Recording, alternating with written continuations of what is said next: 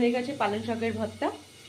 Hello friends, আজকে রান্না করতে চলেছি পালং শাকের ভর্তা। এই জন্য আমি পালং শাকটাকে সিদ্ধ করে ঠান্ডা জলে ভিজিয়ে রেখেছি। একটা কাঁচা লঙ্কা দিয়েছি আর দুটো পেঁয়াজ মিডিয়াম সাইজের, আর দিয়েছি 10 কোয়ার মতন রসুন। এগুলোকে আমি আগে রসুন আর পালং শাকটাকে মিক্সচার মেশিনে পেস্ট করে নেব।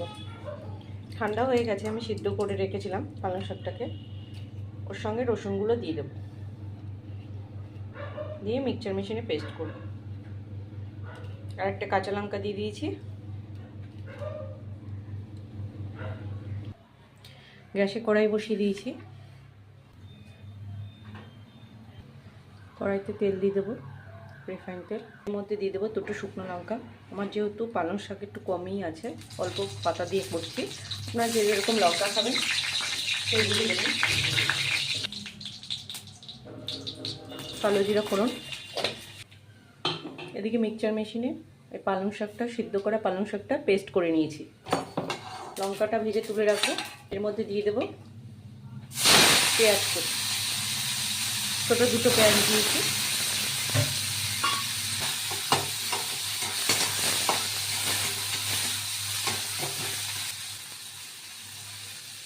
পেঁয়াজের মধ্যে সামান্য লবণ দিয়ে দিলাম। পেঁয়াজটা ভাজা হয়ে গেছে, পেঁয়াজ ভাজা হয়ে গেছে। শুকনো লঙ্কার পাশে পেঁয়াজটা আমি ভেজে তুলে নিলাম। পেস্ট করা পালং শাকটা দিয়ে দেবো।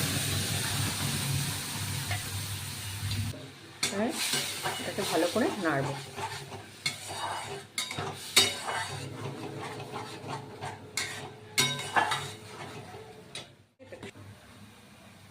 পালং শাকটা প্রায় হয়ে এসছে, কড়াই থেকে ছাড়ছে, দেখুন কড়াই থেকে উঠে আসছে, তার মানে হয়ে আসছে। নিভিয়ে দেবো, এবার নামাবো। ভর্তা প্রায় হয়ে এসছে, এই দেখুন। এবার এই পেঁয়াজ ভাজাটাকে আর শুকনো লঙ্কাটাকে ভালো করে চটকিয়ে নেব। সামান্য সরষের তেল দিয়ে দেবো। যে কোনো ভর্তায় সরষের তেল খুব ভালো লাগে খেতে। হয়ে গেছে পালং শাকের ভর্তা। আপনাদের যদি রান্নাটা ভালো লেগে থাকে লাইক করবেন, কমেন্ট করে জানাবেন ও সাবস্ক্রাইব করবেন।